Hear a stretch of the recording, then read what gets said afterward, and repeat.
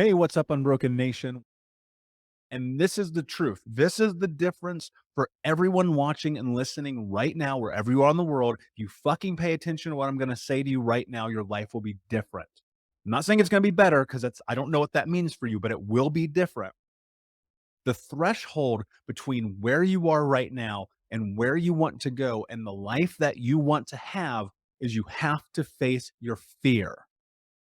Now, understand this.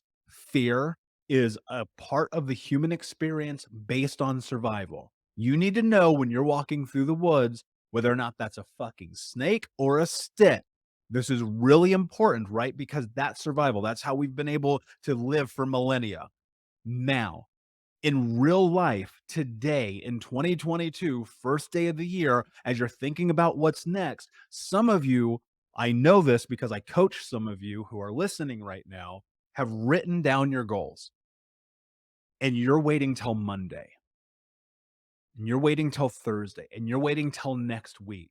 And I promise you, every single goal that you have written down, every dream that you have, everything that you believe not only this year, but your future can be, is not going to happen if you do not take action today. Now, the hard part about taking action as a trauma survivor is the window and that threshold of facing fear. And the reality is, the truth of this is that you must face the fear. Now, here's what you have to understand about the biological response that we're having in the experience of that. When the stimulus of fear presents itself, no matter what it is, right? That could be leaving a job, moving, quitting a job, starting a business, having a podcast, going live on the internet, asking someone out on a date, showing up to the gym for the first time. I don't care what it is, it doesn't matter. The same biological response happens in your brain where your amygdala and your hippocampus start to go a little haywire, and suddenly you're in fight or flight mode. Think about this for a second. How many times in your life have you been like, I am going to do this thing? You drive your fucking car to the place, you park, you turn the fucking car off, the door is right there, and you don't get out because of the fear, because of the ramifications, because you are projecting a catastrophic event based on historical data.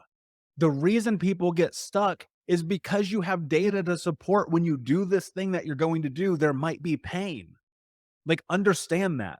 You've done these things in your past, right? The human brain is adaptation. It's meant to learn and grow. And so when you are learning and growing in real time, your brain looks at the stimulus that's in front of you and says, when I attempt to do this, that is scary. Okay, check. But I have this experience of knowing when I do scary things, something painful happens.